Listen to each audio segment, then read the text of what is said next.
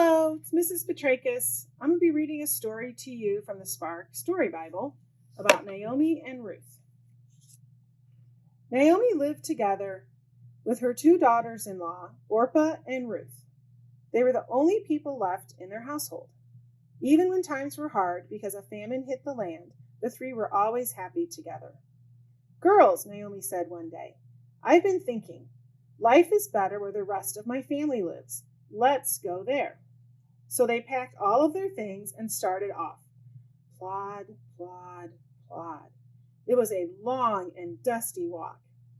Halfway there, Naomi turned to Orpah and Ruth and said, "I am only your mother-in-law. You should go back and live with your mothers." And with that, Naomi kissed them goodbye. But Orpah and Ruth cried, "Boo-hoo! We don't want to go back. We want to stay with you." Naomi argued with them. "This doesn't make any sense. Go back without me and start your lives over." Dab, dab, dab. Orpah dried the tears on her face and turned around on the dusty path and headed for home. But Ruth stayed with Naomi. "I can't leave you," Ruth said. "I will go where you go. I will live where you live. Your people will be my people, and your God will be my God." Ruth loved Naomi no matter what, just like God loves us no matter what. Naomi saw that Ruth meant what she said. "All right," Naomi smiled, and they started walking again. Plod, plod, plod. When Naomi's family saw her coming, they welcomed her with open arms. They shouted, "Hooray!" and ran to hug her and Ruth. "Welcome home," they cried. Naomi and Ruth started their new life together, caring for each other just as God cared for them. And one more story about Naomi and Ruth. This one's called Ruth and Boaz. Ruth and Naomi were very, very poor. They didn't have any money to buy food to eat.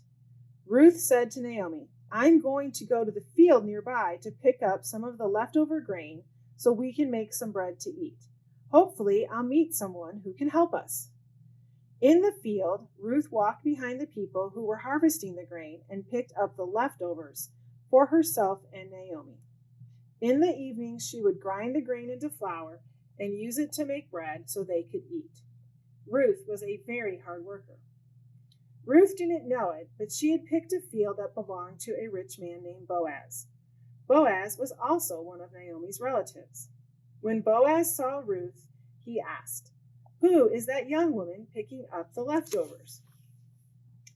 The servant who was in charge of all of the fields said, "Oh, her. She isn't from here. She came with Naomi and asked if she could have some of the leftovers. She is a hard worker." When Boaz met Ruth, he told her she could stay in his field and work with the other women.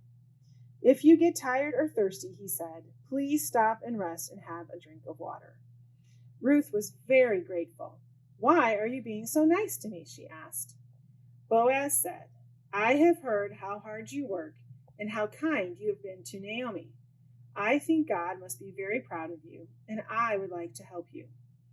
Boaz told his workers to be very kind to Ruth and to let her take all the grain that she wanted for herself and Naomi.